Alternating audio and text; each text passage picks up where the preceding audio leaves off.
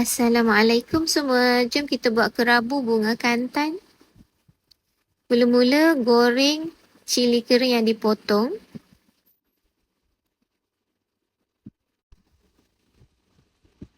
Kemudian goreng bunga kantan yang dihiris halus.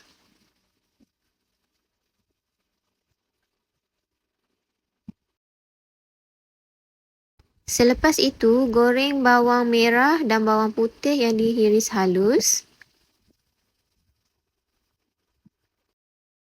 Akhir sekali, goreng bilis.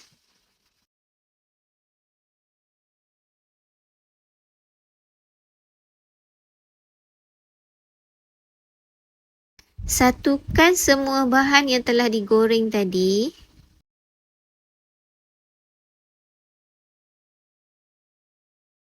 Akhir sekali, perasakan dengan gula, garam dan sedikit perasa yang secukupnya. Gaul sebati. Siap, selamat mencuba.